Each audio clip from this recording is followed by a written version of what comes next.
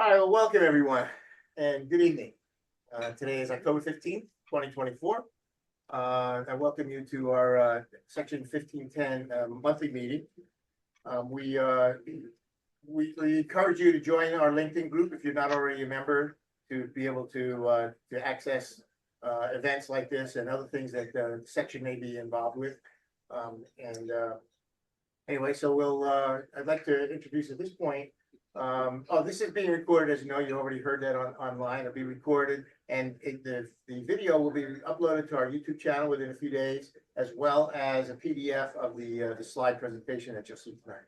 Okay, Kara, I know you're online. Do you have any announcements you'd like to make for the on behalf of the board? No major announcements. We do have a few open positions for board. So if anyone would like to learn some extra RUs and get some experience with the board, just please let one of us know, and we'll send you a list of open positions. Okay, thank you. Any other board announcements? Steve, sure. We've got the student branch has their elections at the end of this month, 2 weeks from tonight, I should say.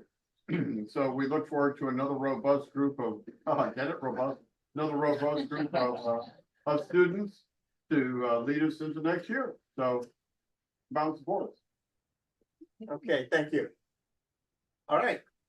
Okay, so to our featured presenter and presentation this evening, Norman Katz is the founder of Katzscan Inc. in Delray Beach. So he's here with us tonight, talking about supply chain and in fact, specifically supply chain risk management, defined, connected, and managed. So Norman has had career positions from programmer to business systems analyst to information technology manager, and has worked for well-known brand name companies, including Fotomat. Some of you may remember Fotomat. It's been a while since that's been around. Tropicana, I'm sure you've heard of that. Haynes and Gitano. Since he founded Katzscan in 1996, Norman's client services include help with software selection and implementation, including data migration, data analysis and information insights, EDI, electronic data interchange, ERP, enterprise resource planning systems, strengthening supplier, vendor, and customer supply chain relationships, as well as supply chain vendor compliance, user and technical documentation, and training. And he's also a fencing enthusiast, you know, the touche kind of fencing, and a former instructor. He's an ambidextrous foil and saber fencer. That's pretty neat. I don't think we've ever had a speaker who's done that before. Don't pick him off. Yeah, don't get him angry. And Norman is a prolific speaker and writer, including authoring 3 internationally published books related to supply chain fraud and compliance. And one of the books is Fencer's Guide to Better Business Execution. So he's bringing the 2 things together in that book. And in fact, Norman has offered to raffle off a book this evening at the end of our meeting. Sorry for those of you online; it's only for the in-person attendees. So, as I said, Norman's topic tonight is supply chain risk management, defined, connected, and managed. So, join me in welcoming Norman. Thank you so much. So while Phil's clicking to the next slide, I am an ambidextrous foil and saber fencer. That won't impact the folks online, but for the folks here, I know that I'm not that tall, but I have a very long lunge. So if you can heckle me, don't get up close. Okay, that's what I tell all my audiences. So as far as the presentation agenda, well, you already know a lot about me. I do have some slides that are about me, but we're going to breeze through them fairly quickly. I like to start all my presentations with definitions. And so this is a presentation on supply chain risk management. So we should probably define the supply chain and then define risk management. And then we're going to see how they smush together. We're going to look at risk management and its connected relationship to the enterprise, because risk management is embedded in the way an enterprise should be managed and function. And then we'll take a look at risk attributes and supply chain risk statistics And then we're gonna end with supply chain risk management tactics and strategy. I do specialize in the three core supply chain technologies, ERP, EDI, and barcode labeling. You can look on the right. I am a prolific speaker and writer. Published books. You can see all of my writing and speaking on my website. That's what my 3 books look like. I did bring one copy of each tonight. Sorry if you're online, but I have a copy of each that will raffle off, you know, if you can guess a number or something like that later on. So yeah. All of my websites are interconnected. So we're going to start to define this supply chain or a supply chain or your dream version of a supply chain. So we have to look at the supply chain from a characteristic perspective. One, the supply chain is both external and internal to an organization. And as I was hearing the conversation, you all work for different kinds of companies, you know, which is great. So consider the type of company you work for, and your supply chain is both internal and external. And we're going to dive into that in about 1 or 2 slides. And it's affected by both supply and demand. Whether it's your suppliers, your vendors, your customers, whether regardless of what your business model is, right? Whether it's healthcare, retail, whether it's cruise, education, right? You know, your supply chain is affected by different facets of what it's going to hit. And this slide and the next slide actually come out of my first book, Detecting and Reducing Supply Chain Fraud. But the supply chain perspectives apply. So let's take a look at a typical, let's take a look at a typical inbound supply chain. What starts a supply chain into existence? What is the little I call big bang moment that causes a supply chain to occur? It's the need to acquire something. Whether it's off of an inventory shelf, a retail shelf, an e-shelf, a warehouse shelf, I need something. My on-hand, hopefully I'll get this right spontaneously, right? My on-hand level fell below my minimum safety stock, and I need to reorder at my reorder quantity. That's what causes a supply chain to come into life, right? So I'm going to issue a purchase order. I'm going to have some inbound shipping. I'll receive it. Hopefully I'll quality it, right? Audience, thank you very much. Okay, it'll go into inventory where it then goes into manufacturing and or distribution. I'll get an invoice and I'll generate an accounts payable.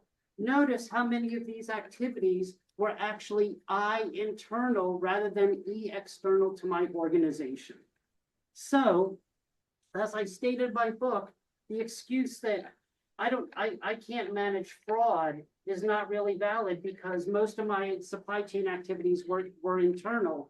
So I want you to keep in mind the excuse that we can't control risk is really not going to be valid because most of my supply chain activities were actually internal to the organization. So the first slide was inbound.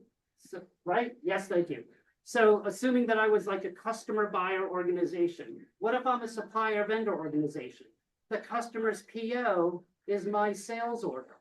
So I get a sales order, I pick it, pack it, I outbound ship it, I deliver it, probably with a third-party motor carrier. I generate an invoice, it becomes a receivable. I may be paying sales commissions to sales reps. And hopefully I will not suffer any returns if my quality was good, right? Even if my picking, packing, and outbound shipping is using a third-party logistics company, if I've done my contract right, I still have access to the transactions, even if I've outsourced that process. So again, the excuse that we can't control fraud to me is invalid. The excuse that we can't manage this risk, at least from a transactional perspective, to me, doesn't hold water. So that's the inbound and outbound supply chain, very, very simply, if you will, but very, very applicable to the vast majority of organizations. Now that we have a perspective on supply chain, how about a perspective on risk from a definition standpoint?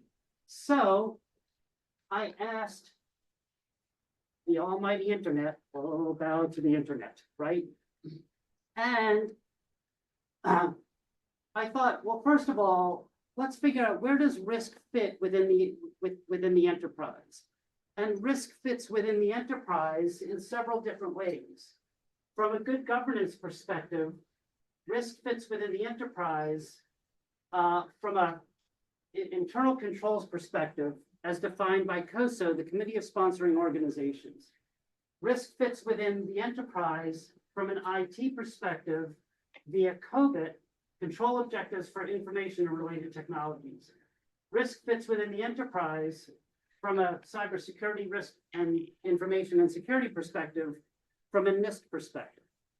And so let's visit each one of these and see how risk fits into the enterprise.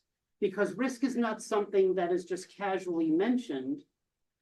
Risk actually fits into the enterprise based on the three most widely used internal control frameworks. So, NIST, the National Institute of Standards and Technologies, actually has a definition for supply chain risk management. If you go to NIST Computer Security Resource Center Glossary, SCRM, and here's the link, NIST defines supply chain risk management. Unfortunately, NIST doesn't just have one definition. These are the definitions on the right, all five, which I find ironic because this is the National Institute of Standards and Technology, right? I mean, I feel like Alanis Morissette here. Isn't this the ultimate irony, right? So I said, well, how am I going to present this to this group? I mushed together these definitions. Now, I'm not going to read this slide. I would be exhausted afterwards, even though I'm in great shape being a fencer.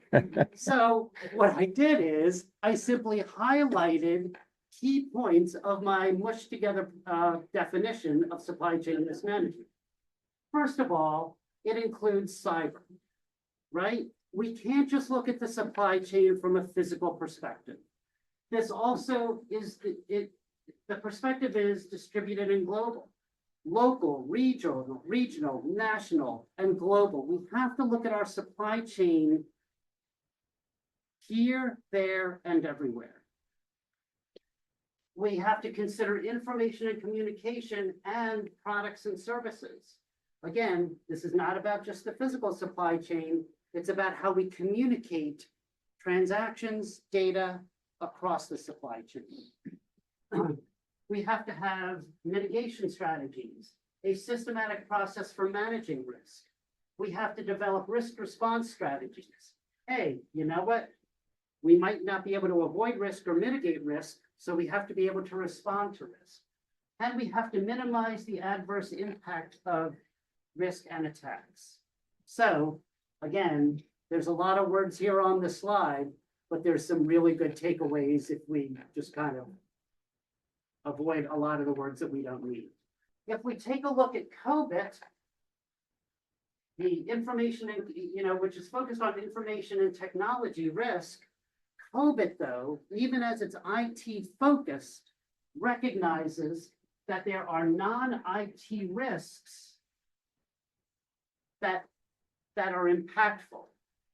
Non-compliance, geopolitical, industrial actions, acts of nature, environmental. So even an IT-focused framework recognizes non-IT focused risks, which I think is pretty great. Next slide, please. COSO, the Committee of Sponsoring Organizations. I first actually learned about them when I was writing my first book. And COSO, which was founded in 1985, due to financial shenanigans in the 1970s and 80s. So predating the financial shenanigans that we know of Enron, WorldCom, right? Archer Daniels Midland, those corporate meltdowns. You'll notice that COSO is sponsored by the 5 professional associations that deal with accounting and finance. And COSO has got several corporate governance frameworks, but the one that I am kind of a fanboy on is their internal control integrated framework. There are 5 pillars to this integrated framework: control environment, risk assessment, control activities, information and communication, and monitoring activities. And so we've seen now 3 widely used internal control frameworks, NIST, COVID, and now COSO, where risk management risk is built in. So all of you work for really, really large corporations. I mean, from what I heard in the before dinner chatter, trust me, your organizations are using one, if not several of these frameworks. But let's learn about COSO a little bit, because it's a you know, like we learned about some of the other ones, because it's a great framework. The control environment is also known as the tone at the top. It's how business leaders conduct themselves or don't conduct themselves. So if your business leaders, your C-level executives are not focused on risk, the rest of the organization won't be either. Very, very simple. Risk management. I mean, quite simply, you have to identify the risks, understand them, and then manage them. I mean, the presentation doesn't end here. I intend on going a little bit deeper into the topic, but I think that for now, this is all I really need to have to say. Control activities. Well, yeah, you have to tell people what to do, document what you want them to do, not just the people inside, but how about your external entities, right? Suppliers, vendors, right? Document what you want them to do, train them on what you want them to do. That helps to mitigate and reduce risk, right? I mean, supply chain vendor compliance, my second book, right? That's all about telling suppliers or vendors what to do, technically and operationally. That helps to reduce risk. Information and communication. It's who needs to know what and when, but also, are you communicating the right way? Are you using the right signal at the right time, right? A hurricane is approaching South Florida. You know, is sending a letter the right way to communicate to people? Probably not, right? You know, maybe a little bit too slow for a hurricane, okay? So there's the right way to communicate and the wrong way to communicate, and what kind of signal are you using to communicate, depending on what it is. And finally, monitoring, checks and balances. Are people, you know, monitoring is like painting a bridge. You get to one end, you go back, and you start over again. So monitoring helps to ensure that people are following what they're supposed to do, that systems are doing what they're supposed to do. If you don't monitor, then you don't know. So monitoring helps to reduce risk, because you're keeping on top of things. You're not nagging, you're just making sure that everything is working the way it's supposed to. So who owns which internal control framework? Well, your organizations may be using 1, 2, or all 3 internal control frameworks, but they each have their purpose and they each have their perspective. Your board of directors and C-level executives are probably focused on COSO because that's more focused on financial risk. Your IT folks may be more focused on NIST because it's more about software structure, infrastructure, and data. IT, but also audit and management may be more focused on COVID. But again, risk management is built into the top 3 internal control frameworks that organizations are already or should already be using today. So if your organization is not already focused on risk, quote unquote, selling risk management to executive management should be pretty easy, because they should already be focused on it if they're not already. So what about attributes of supply chain risks? Well, the risks can be internal or external. Supply chains are internal or external. And they can be controllable or uncontrollable, and they can be avoidable or unavoidable. So when I was putting together this slide, I'm like, is this even helpful? Because effectively, risks are just freaking everywhere. Anything can be a risk. So controllable supply chain risks, in a utopian world, right? Employees. Well, I mean, it sounds funny, right? But supposedly if we have the good hiring practices and train them and document things, right? If we have good policies and procedures, equipment, right? If we have scheduled maintenance and we change the oil and we change the belts and we tighten everything up and we don't use a hammer for a screwdriver, and we don't drive the pallet jacks around like they're four-wheel drive vehicles and stuff like that, right? Data quality, data analysis, software, supply sources, packaging, and inventory levels, right? We should be able to control these things in a perfect world. Which I knew what I was doing also when I put together this slide. Uncontrollable supply chain risks. This is the more realistic slide, right? Geopolitical events, labor, right? We just had the big port strike, which thankfully didn't last that long, but it still happened. Weather, traffic, laws and regulations, right?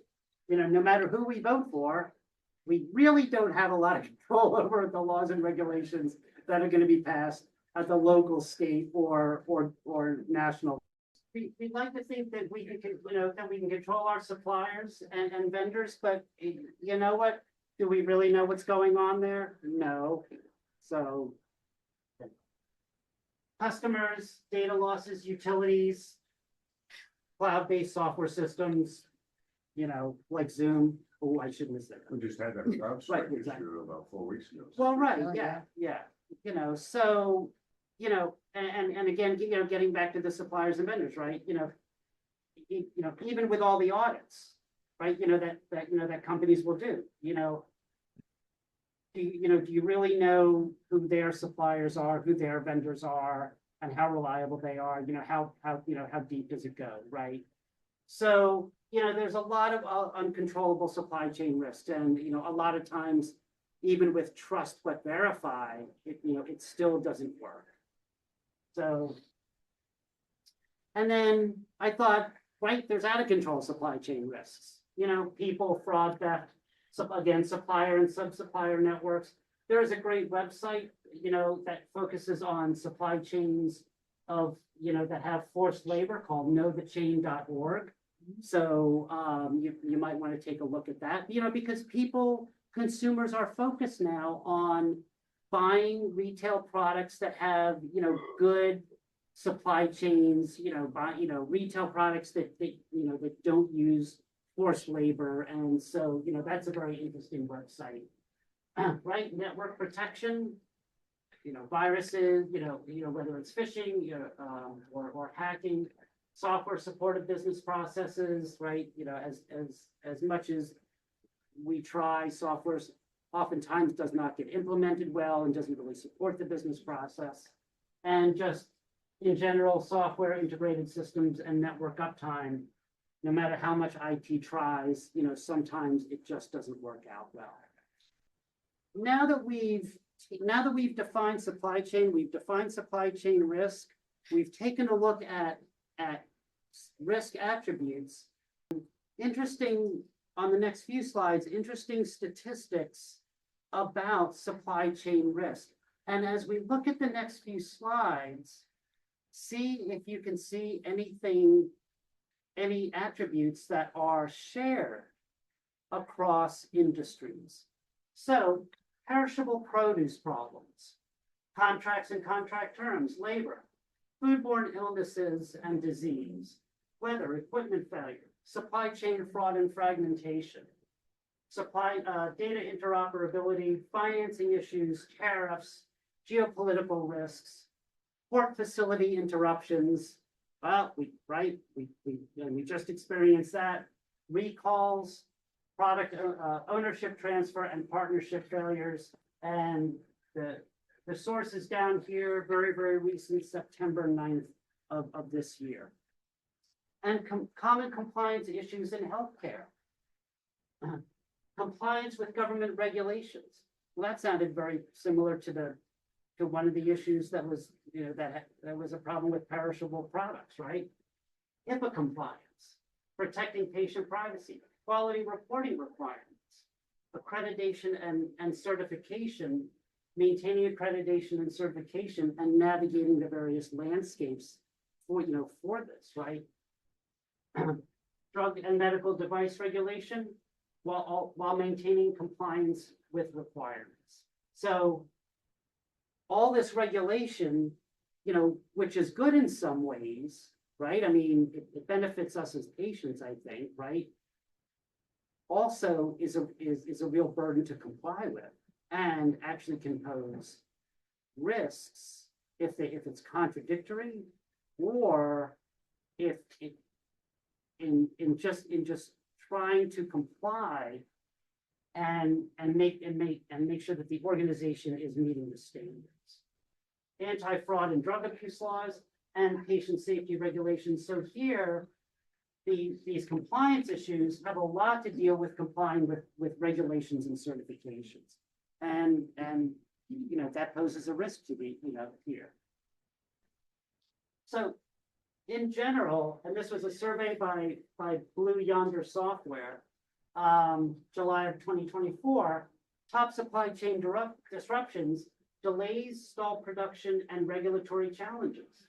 Now, I don't know the industries that were involved in the survey, but the survey breaks down over to the right. So a lack of raw materials was the top, then extended delivery times, lack of labor, lack of shipping vessels, route changes, and geopolitical unrest.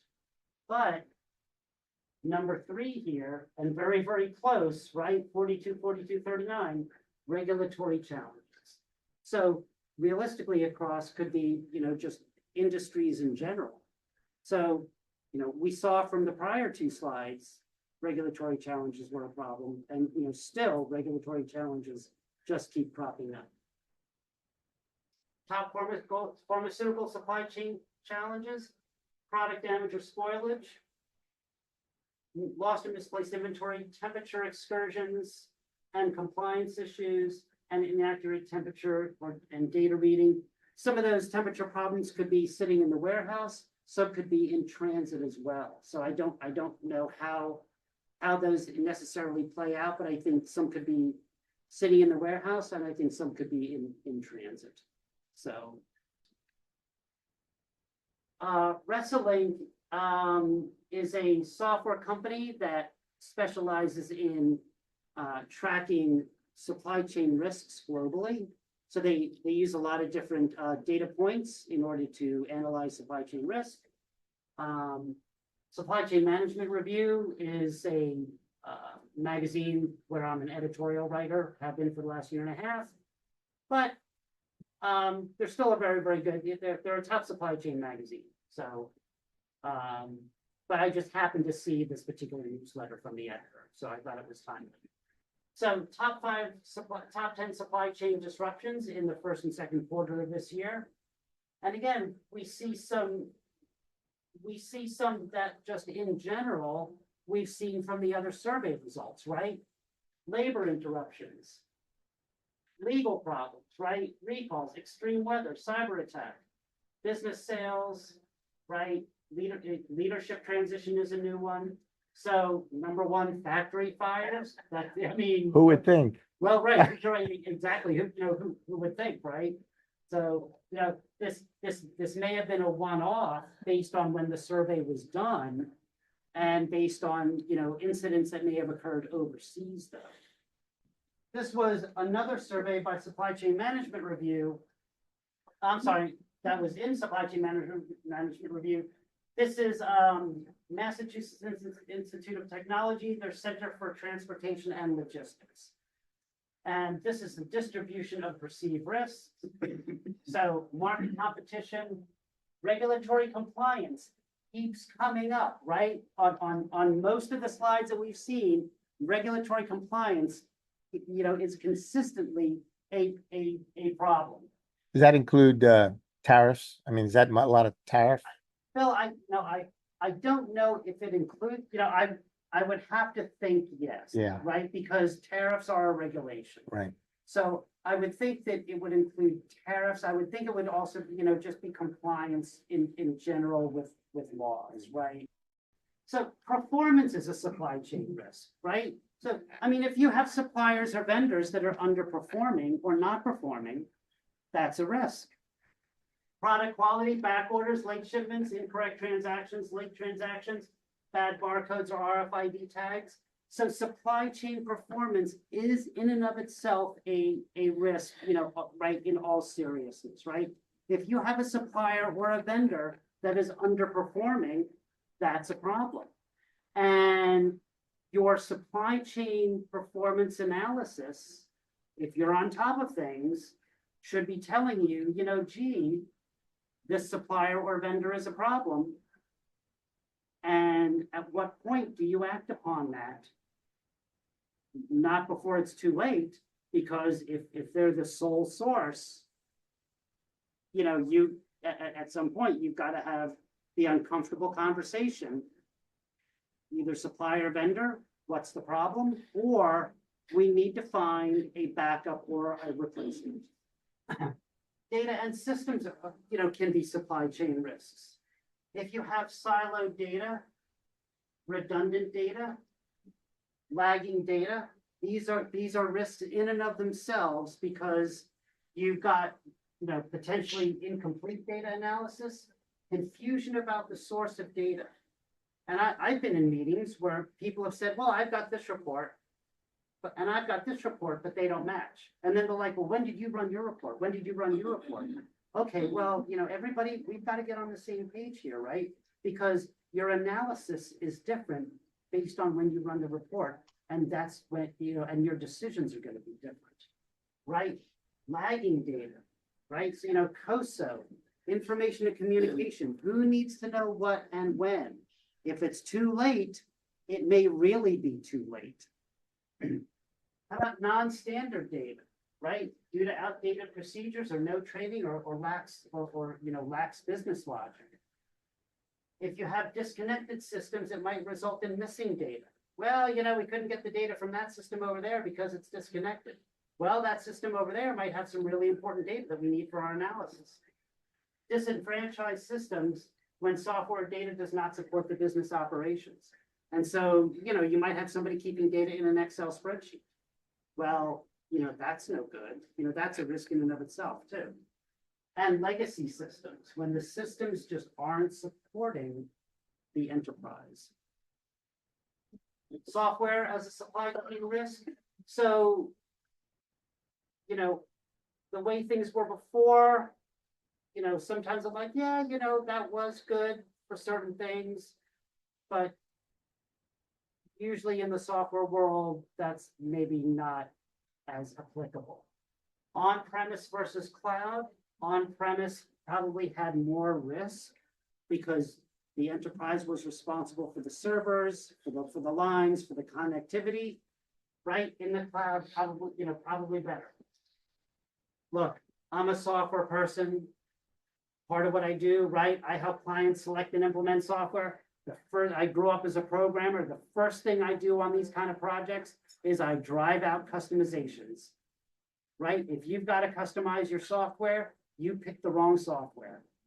So you don't want to do customizations, configure the software, right? Configure it. We're going to check this box. We want this option, but we don't want this option. But if you've got to drive down the customization and modification route, either you're letting the exceptions manage the business, or you absolutely pick the wrong software. Ideally, there should be one source of truth for data. If the data is going to be in a central software system, that's where the data should live, right? Like let's say the item master file, that should live in the ERP system. Now, there are times when data has got to be extracted, maybe from 3 different systems and combined together. Or when is the data warehouse updated? Well, we have data coming in from this system on this schedule. We have data coming in from this, let's say from these suppliers on this schedule. We have data coming in from this other source on this schedule. And so when are we going to report the data out to the business stakeholder? And so part of tamping down the confusion is understanding the data sources and the schedule and understanding the reporting schedule. If we go back to COSO, who needs to know what and when? We have to define the input of the source, and who needs to know what and when may be predicated on when is the data coming in order to complete the picture, and then we can report it. Instead of extracting and analyzing, can we just use dashboards from the system, right? Because the more that we have to extract data, the more that somebody could fumble it up. Instead of batch system integration, real-time integration.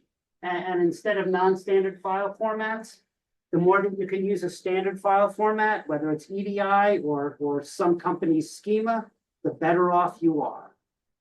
So I'm working on a project right now, and it's using the standard schema from a partner company, right? Perfect, right? I mean, it doesn't have to be X12 EDI. It could just be a standard schema. So great. This is one approach to supply chain risk management. Right, you can do nothing. This may not be the best approach, but in fairness, this is one approach. Just wanted to throw it out there, right? Okay. From a supply chain risk management assessment perspective, you can look to assess risks by saying, well, first of all, have you identified it? If you have not identified the risk, that may be a problem. So has the risk been assigned attributes? So if you've identified the risk, you can say, well, okay, can we give the risk a category, class, group, or type? And I'm going to show an example of that. So what is the size of the risk? Small, medium, big? What's the frequency of the risk? Well, we live in South Florida, and it's hurricane season once a year. That's true, but it's hurricane season 6 months out of the year.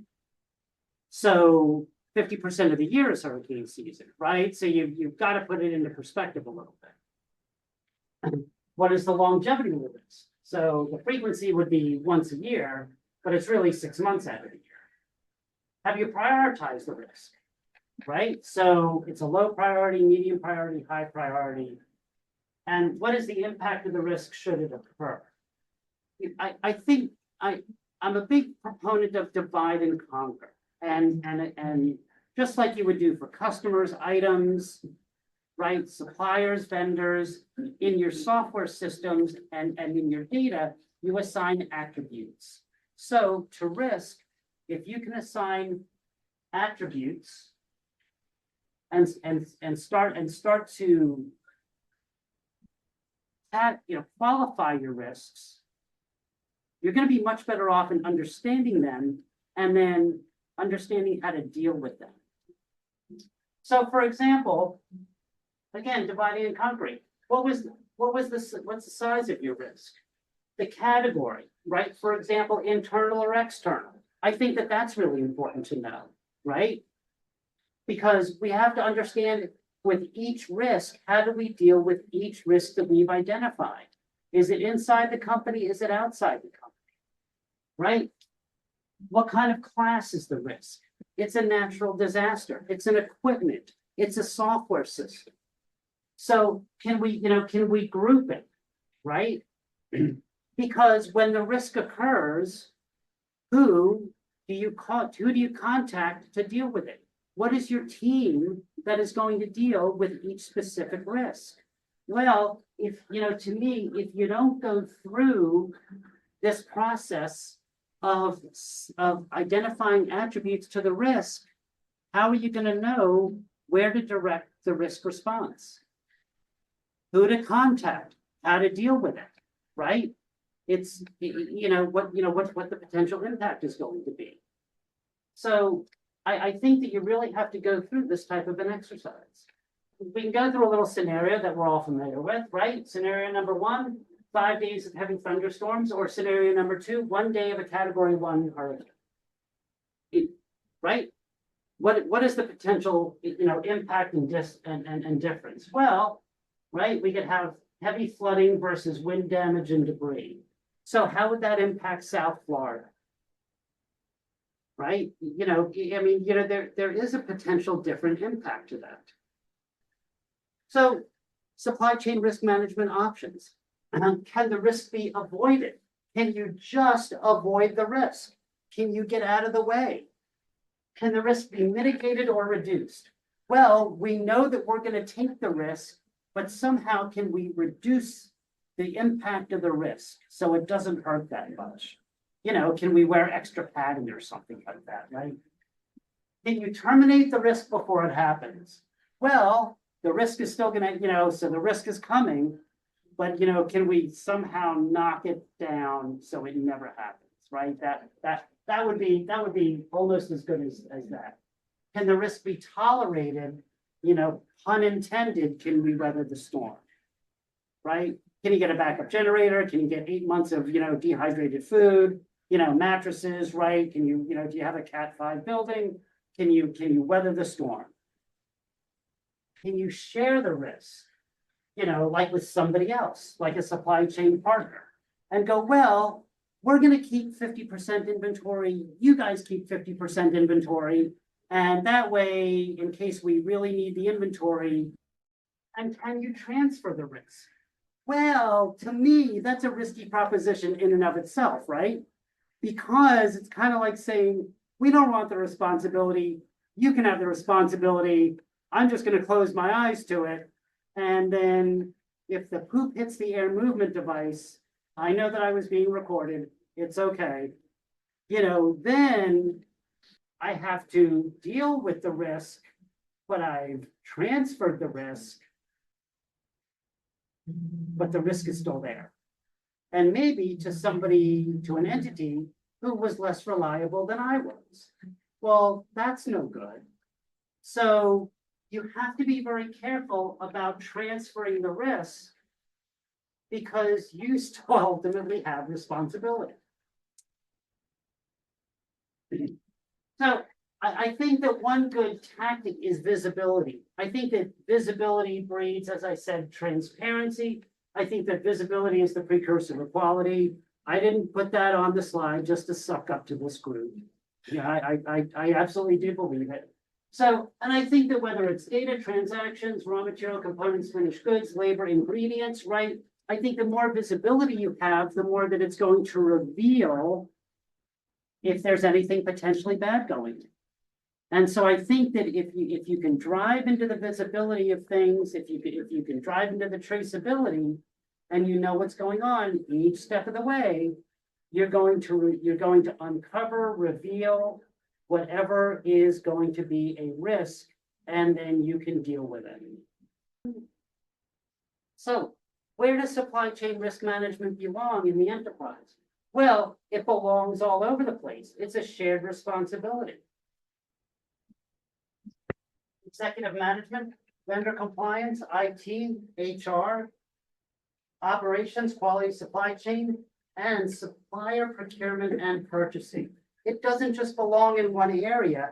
Everybody has got to have their piece of it. Everybody has their perspective on it. And so, we saw early on, NIST, COBIT, COSO, risk management is built into the top 3 internal control frameworks that enterprises use, but it exists across the enterprise. Everybody has a hand in it. So what is, some strategy points for supply chain risk management? It's shared across the enterprise. Don't silo it. Identify and assess your internal and external risks. Remember, your supply chain is internal and external. Your risks are going to be internal and external. You need to do proactive analysis for new risks. They are going to happen all the time. Your business is constantly changing, evolving. Even though you might have the same business model, things are happening. So you've got to be on the lookout for new risks. You have to do a proactive assessment for changes to existing risks. Just because things appear to be the same doesn't mean that you don't have new risks to the current situations. What can you control and what risks cannot control? That's very, very important to know. Learn from handling and mishandling. Look to do better, look to mitigate, look to avoid, look to do better the next time around. Keep executive management aware of new and changed risks, because executive management has to own this, right? COSO, tone at the top, right? Executive management sets the tone at the top, and it winds up driving down to what is unofficially known as the mood in the middle management. If executive management owns this and is focused on it, middle management will be too, and so will the rest of the organization. Update software systems and maintain good data sources. Hey, you know what? Software and data drive everything in today's world. And document everything and write to your audience. I can't tell you how many times I have reviewed documentation, not just what the companies I help have produced, but what other companies have written in their supplier or vendor documentation, and it is just horrible. I mean, I can't understand some of this stuff, and I actually wrote a book about it, right? So you have to write to your audience. Who's your audience? Internal and external, right? And I mean, it's not about dumbing it down. It's about writing so people can understand it. And there is a difference there, right? So if you want people to follow your instructions, write so they can do exactly that. That's me. That's my contact information. Norman, thank you very much. And has anybody ever used the FEMA tool? The failure mode and effect analysis tool? Yeah. Did you notice any similarities with what Norman was talking about when I saw that one page, one slide with the various, you said you had to break it down. Right, Into right, the divide and conquer. divide and conquer, right, that was the term. So that's, so that's a lot of, that's a lot of basis of what, Norman was talking about this evening. Any other questions or comments? Anybody online? Oh, go ahead, Kim. I was gonna say, what you're doing there would be similar to like a cost of quality would be focused into that. Where you're actually looking at failure modes and then what it's costing the company. There should be tracked so that you can actually do process improvements. You just kind of explained it in a different way, but it could be seen that way. I just want to make sure that I'm understanding it correctly. Well, I mean, look, Kim, you're absolutely, I mean, is risk a cost to the company? And, as there is a statistic by the world's largest anti-fraud association that every organization loses 5% of its gross annual revenue to fraud. Okay, so if you're an auditor, if you're an auditor that works within a company, right? How do you sell anti-fraud to the executives of the board of directors? Do you just, well, no. How do you sell anti-fraud? How do you sell more anti-fraud controls? Do you just go, look, I've got a statistic, because here's what executives are going to say to you. Well, When was the last time we had fraud? Well, we haven't had it yet. Okay, get out of my office. So you want us to spend X amount of money for something that hasn't happened yet, and all you have is a statistic. Right? That dog don't hunt.